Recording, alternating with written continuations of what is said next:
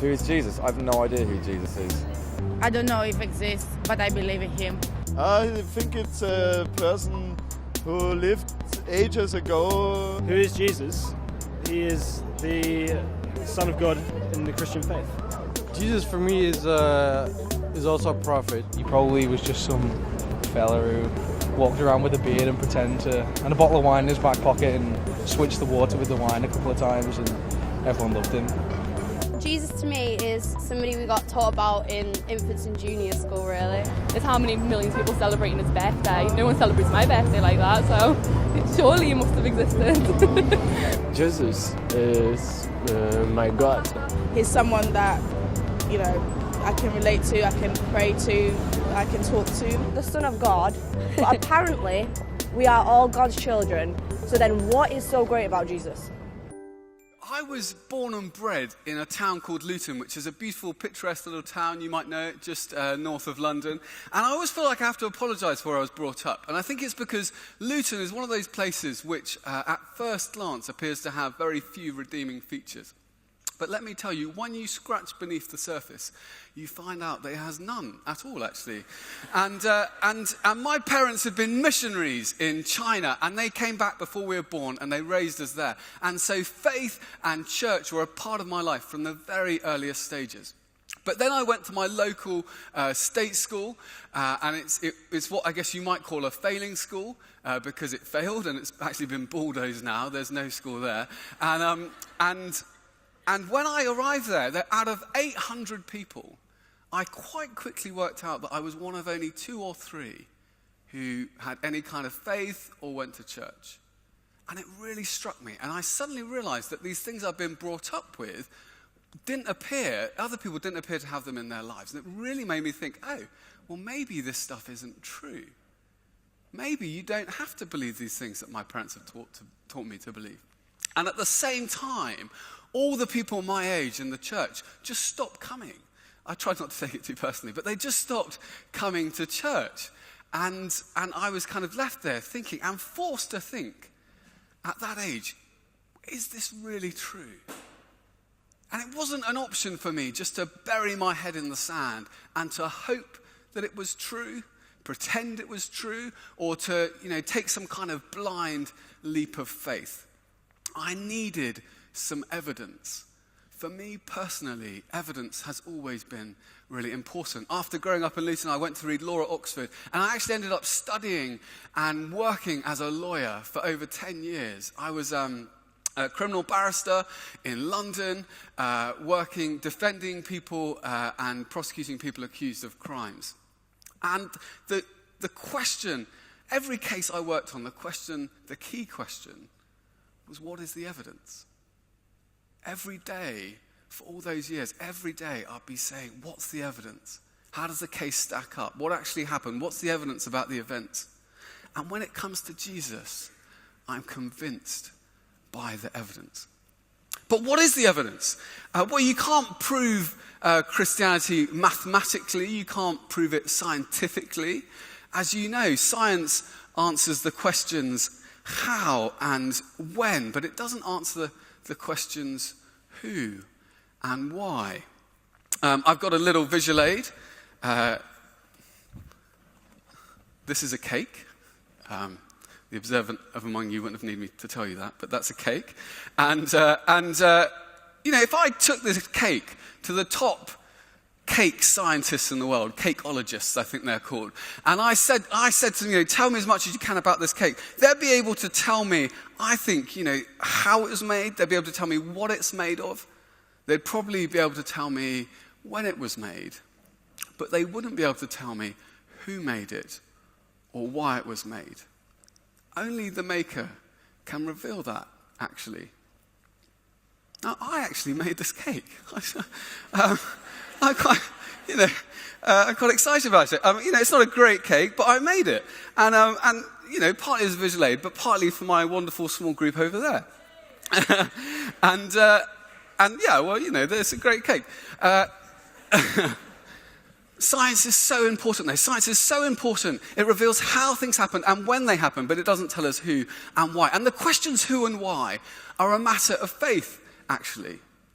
It takes as much faith to be an atheist as it does to be a Christian. You can't prove that there isn't a God scientifically, just as you can't prove that there is a God scientifically. It's a matter of looking at the evidence. And I want to take a look at what is called historical evidence. Scientific evidence is not the only kind of evidence. Lawyers are very interested in historical evidence. Every time a jury tries a case, looks at a case, they're looking at historical evidence. And juries, every time they come back and they say guilty or not guilty, or they come back with a verdict, they're taking a step of faith based on historical evidence. And I myself could not be a Christian if it needed me to take a blind jump of faith without any evidence. For me, it's a question of just taking a step of faith based on the historical evidence of the life, the death, and the resurrection of Jesus. But sometimes people say, well, hang on a second. I don't even believe there's a God. Why are we suddenly talking about Jesus? And that's a really good question.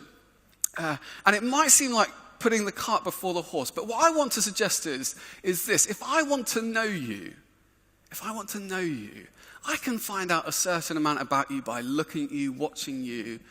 But I can only really know you if you choose to reveal yourself to me. And it's the same with God. We can only know God if he chooses to reveal himself to us. And the claim of the New Testament is that he's done that sort of in a way that you might expect, in a way that makes sense. Because if God is going to reveal himself to us as human beings, the logical way to do that is to become a human being.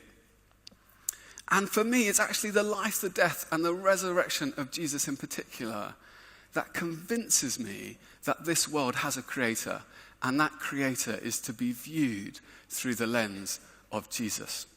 So what's the evidence? How do we know, for example, that Jesus even existed? Well, the answer is that we do know Jesus existed. There's overwhelming historical evidence that Jesus existed. And no serious secular historian would dispute that. First of all, outside the New Testament, the Roman historian Tacitus talks directly about Jesus. The Roman historian Suetonius talks indirectly about him. The Jewish first century historian Flavius Josephus talks about him. He says this: "Now there was about this time Jesus, a wise man, if it's lawful to call him a man. For he was a doer of wonderful works, a teacher of such men as receive the truth with pleasure. He drew over to him both many of the Jews and many of the Gentiles." And then he goes on to talk about his crucifixion and his alleged resurrection.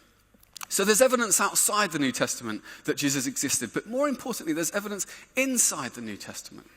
Well, sometimes people say, well, the New Testament was written a really long time ago. How can we be sure that what they wrote hasn't changed over the years? And the answer is that we do know very accurately what the original writers wrote through something called textual criticism. And the way it works is that the more manuscripts you have, and the closer in time they are to the original, the more sure you can be about the original. So here's some examples. We're just going to look. For example, Herodotus and Thucydides were both written in the 5th century BC. The earliest copy we have is AD 900, and there's a 1300-year time lapse, and we have 8 copies of each. But no classical scholar would doubt their authenticity. Tacitus, there's a 1,000-year time gap. We have 20 copies. Caesar's Gallic War, 950 years, 9 to 10 copies. Livy's Roman History, a 900-year gap and 20 copies. When it comes to the New Testament, though, it is unique among ancient documents, both for the sheer number of manuscripts and their closeness in time to the original. The New Testament was written between 40 and 100 AD. We have manuscript evidence as early as AD 130 and full manuscripts by AD 350. And we have 5,309 Greek manuscripts, 10,000 Latin manuscripts, and 9,300 other manuscripts. That's why the classical scholar F.J. Hort, who's an expert in these things, said that in the variety and fullness of the evidence on which it rests, the text of the New Testament stands absolutely and unapproachably alone among ancient prose writings. And again, no secular historian would disagree with that conclusion. So we know from evidence inside and outside the New Testament that Jesus existed, but who is he? Well, we know he was fully human. He had a human body. He ate, he drank, he sweated, he got tired, he suffered pain. He had human emotions, love, joy, sadness.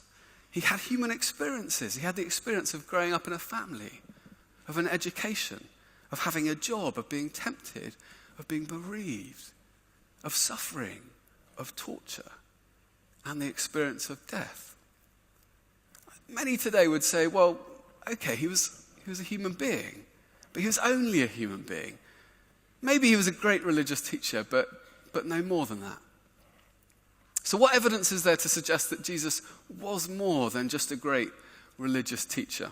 Well, there's two parts to this argument, really, because the first part is, who did Jesus think he was? Because if Jesus didn't think he was anything other than a human being, a great religious teacher, that's pretty much the end of the argument. And some people say, well, Jesus never claimed to be God. And it's true, he didn't walk around with a t-shirt saying, I am God. I looked actually on Google, and you can actually buy a t-shirt saying, I am God, just in case any of you might be interested in that particular fashion choice. I don't recommend it. But he didn't walk around with that sort of t-shirt. But I think if you look at everything he taught and said, I think there's little doubt he was conscious of being a man whose identity was God. And so that's the first part of the argument. And secondly, was he right? What evidence is there to support that? So what did he say about himself? Well, first of all, the teaching of Jesus was centered on himself. Most great religious teachers point away from themselves. They say, don't look at me, look at God. But Jesus, who was supremely humble, in pointing people to God, pointed them to himself. He said, it's through me that you come into a relationship with God. I don't know whether you've experienced that sense, that though you've got lots of things in your life that should satisfy, they're good things, things that you enjoy, there's a sense that something's missing. You sense a spiritual hunger. And Jesus said, I'm the bread of life. If you come to me, that hunger will be satisfied. And that's what I found. And then there's the bad stuff, the habits that I found very addictive. Jesus said, if the Son, talking about himself, if Jesus sets you free, you will be free indeed. And that's also my experience, that Jesus set me free from all sorts of things, like a bad temper. And some of those things were very quick, some of those things have taken a bit longer. And then there's stuff like worry, anxiety, fear, guilt. Jesus says, come to me, all you who are weary and burdened, and I will give you rest. You'll find peace. Jesus said, if you receive me, you'll receive God. If you welcome me, you welcome God. He said, if you've seen me, you've seen God. There was a 5-year-old girl, and she was doing she was drawing a picture, and her mother said to her, oh, what are you doing? And the girl said, I'm actually drawing a picture of God. So the mother said, don't be silly, you can't draw a picture of God. No one knows what God looks like. The girl said, well, they will do when I'm finished. And Jesus said, if you want to know what good looks like, look at me. So firstly, Jesus' teaching was centered on himself. But then secondly, there's his indirect claims. Jesus put himself in a position which only God could be in. Jesus went up to people he had never met before in his life and said, your sins are forgiven. And the people around him, the lawyers, were like, what do you think you're doing? You can't forgive people who sin against others. That's something only God can do. Who do you think you are? And Jesus said, I've come to die for your sins, to make forgiveness possible. Right at the heart of Christianity is forgiveness. To be a Christian is to forgive the inexcusable in others, because God has forgiven the inexcusable in me. And the third piece of evidence is his direct claims, if you like. And we don't have time to look at all of them, but I just want to look at one. If somebody says to you, Jesus never claimed to be God, and you only have time to show them one verse, show them this. The background is that a claim, tantamount to a claim to be God, is blasphemy, and it's punishable by death. The religious leaders considered it was punishable by death, by stoning. And Jesus said this in John 10:30, I and the Father are one. And again, they picked up stones to stone him. Then Jesus said to them, I've shown you many great miracles from the Father. For which of these do you stone me? And they replied, we're not stoning you for any of these, but for blasphemy, because you, a mere human being, claim to be God. And those who were around him, who heard him, those who opposed him, said, you're claiming to be God. They were in no doubt about what Jesus was claiming. They said he was claiming to be God, and they said he deserved to die for it. So that's the first part of the argument. What did Jesus say about himself? Now, obviously, that's a remarkable claim, and it needs to be tested. So how do we test such claims? Well, Jesus claimed to be the unique Son of God, God made flesh. And it seems that there's three possibilities. The first is that it wasn't true, and he knew it wasn't true. In which case, he's a fraudster, an imposter, and an evil one at that. The second possibility is that it wasn't true, but he genuinely thought it was true. He didn't realize it, that it wasn't true. And we call someone like that deluded or insane. But the only other logical possibility is that it's true. C.S. Lewis put it like this: a man who was merely a man and said the sort of things Jesus said wouldn't be a great moral teacher. He'd either be insane or else he'd be the devil of hell. You must make your choice. Either this man was and is the Son of God, or he's insane or something worse. But don't let us come up with any nonsense about his being a great human teacher. He hasn't left that open to us. He didn't intend to. So what evidence? That's what he said, but what evidence is there to support what Jesus claimed? Well, the first thing to look at is his teaching. The teaching of Jesus is widely acknowledged to be the greatest teaching of all time. Love your neighbor as yourself. Treat others in the way that you would have them treat you. And then this revolutionary teaching, the first person to say it, love your enemies. Just think, Jesus' teaching has been the foundation of really our entire civilization in the West. Many of our laws were founded on the teaching of Jesus. And think about this, we've advanced in almost every field. In science, just think about the technological advancements, even of the last 10 years. But no one in 2,000 years has ever improved on the moral teaching of Jesus. They're the greatest words ever spoken. They're the sort of words you might expect God to speak. And then his life, the things that he did, he must have been the most extraordinary person to be around. People sometimes say, oh, Christianity's boring, but it wouldn't have been boring to be around Jesus. I just want you to think for a second. You're facing a serious moral dilemma. You can phone a friend.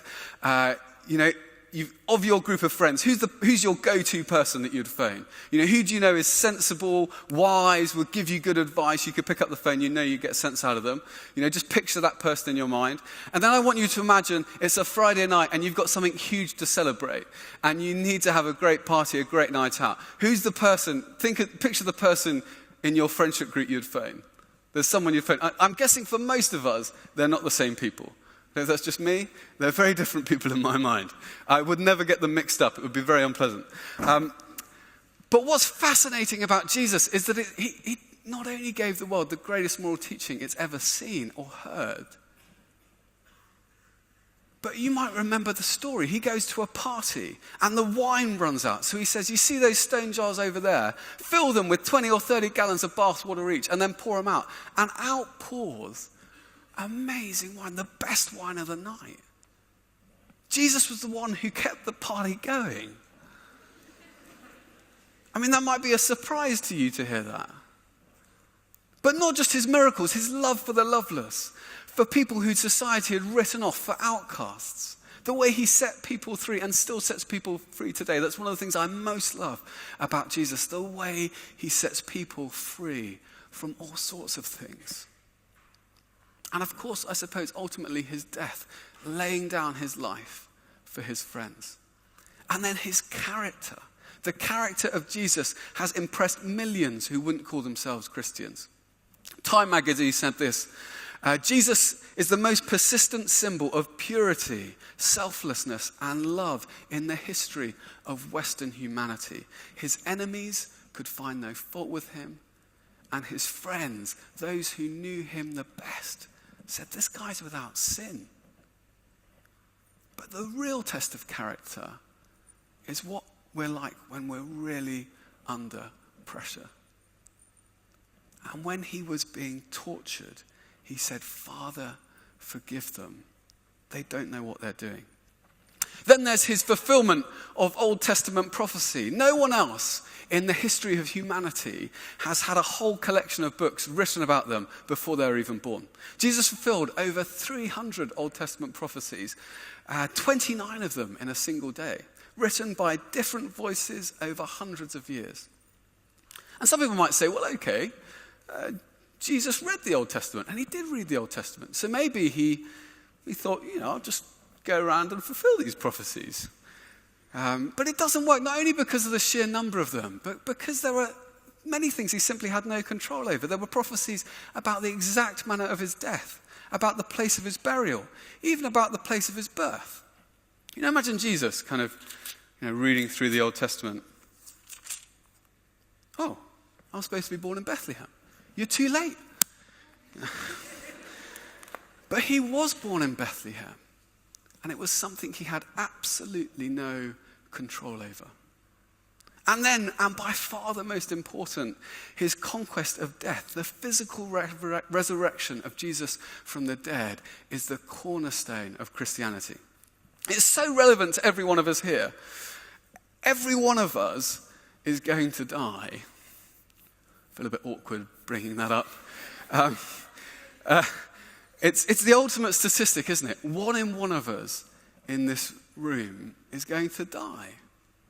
And we're really uncomfortable about it. I don't know if you've noticed when someone famous or a celebrity or someone dies, all the media reports on it. And for a second you report on the fact of death, but even if it's quite tragic, quite quickly we're on to talking about what an amazing person they are, what an amazing life they lived. It's almost as if we can't bear to sit with death for more than a moment.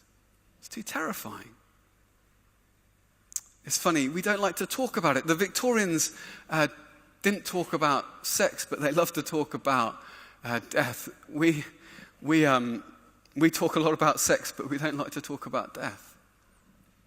I even heard about a hospital where they've forbidden the use of the word death. They have a more politically correct way of talking about it. They talk about negative patient care outcome. But the fact is, we die. And you go to a funeral, and there's a coffin, and you see it being lowered into the ground, and it looks so final. It looks like the end. And it is the end, unless death has been conquered. And that's the claim of the New Testament, that Jesus died and he was buried, and on the third day he was raised to life. And that means that every one of us has the opportunity of eternal life. That's the basis for hope at every funeral. But is it true? Is it true? I mean, that's what matters. Just because it's great to believe doesn't make it true. So what's the evidence? I hadn't realized how much evidence there is for the physical resurrection of Jesus. First of all, no one has ever satisfactorily explained how Jesus' body was absent from the tomb on Easter Day. Some people say, oh, well, the authorities must have taken the body. But that's not very likely, because if they had the body, all they had to do when people were running around saying, Jesus is risen, he's risen from the dead, is say, no, he's not, he's here. And that would have been quite an easy solution. Then people said, well, maybe the disciples stole the body. And then they began a rumor that Jesus had been resurrected. But leaving aside the fact that the tomb was guarded, it's psychologically improbable. We have a depressed, disillusioned group of people. And then look at what they had to go through for their beliefs. Why would the disciples have been willing to be tortured and die for something that they would have known if they'd taken the body was false? And other people say, well, maybe some robbers came and stole the body. And that's the least likely of all, because, I haven't actually talked about the empty tomb, because the tomb wasn't empty. Jesus' body was absent. But when the disciples got to the tomb, they found the grave clothes, which were the only valuable thing, the only thing which robbers would want to take. And they had collapsed like a caterpillar's cocoon when the butterfly emerges. And the headpiece that had been around Jesus' head had been folded and placed in a separate place. And when the disciples saw that, they believed. The second piece of evidence, not only was Jesus absent from the tomb, but he was present with his disciples. He was seen by many different people on many different occasions. Sometimes people say, well, isn't that hallucination? And yeah, people do hallucinate. Kind of people who hallucinate are highly strung, imaginative people, people who have taken quite a lot of drugs. But among Jesus' disciples, you had Thomas, who was the ultimate skeptic. You had a group of tough, gritty fishermen. You had Matthew, who was a tax collector. I mean, tax collectors don't hallucinate. But in any event, it's highly unlikely that even two people could have the same hallucination. Jesus appeared on 11 separate occasions. On one occasion, to more than 500 people at the same time. 500 people could not have the same hallucination. And then the third piece of evidence is the immediate impact. Here were a group of disciples who were discouraged, depressed, fearful, hiding. And something occurred that changed them so much that after 3 days, after Jesus' death, they were going around telling everybody, we've seen Jesus. Jesus is alive. And then you get this historical phenomenon, this extraordinary phenomenon, which is the birth and growth of the Christian church. And it's extraordinary because beginning with a group of basically fishermen and tax collectors, there is this explosion in 300 years, right across the whole known world. It's a story of peaceful revolution with no parallel, really, in the history of the world. And it's a story which continues today. Every day, tens of thousands of people are placing their trust in Jesus. Today, there's 2,300,000 Christians in the world, all testifying to an experience of Jesus and an encounter with Jesus. And we have Christian experience through the ages, countless millions of people who've experienced the risen Jesus. And it's people from every continent, every nationality, every ethnicity, every economic, social, and intellectual background. People from all walks of life, they unite in this common experience of the risen Jesus.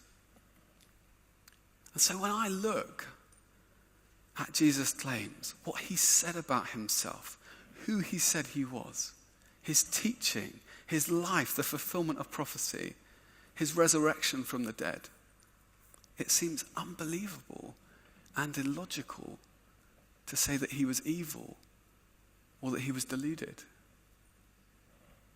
And so I'm left with the only other option. When I look at those things, they give the strongest possible support to Jesus being a man whose identity was God. But there's all the difference in the world between head knowledge and heart knowledge. I can be convinced of something in my head without it making its way to my heart. When I placed my trust in Jesus, that knowledge went from my head to my heart. So that I can tell you, for the last 15 or so years, I have experienced a friendship with Jesus. I've had my ups and downs. I've messed up more times than I care to imagine. I am far from perfect. But I have experienced what Jesus promised. Jesus said, I've come so you might have life, and life in all its fullness. And that's my experience of what Jesus came to bring. And that's why I believe he is who he claimed to be.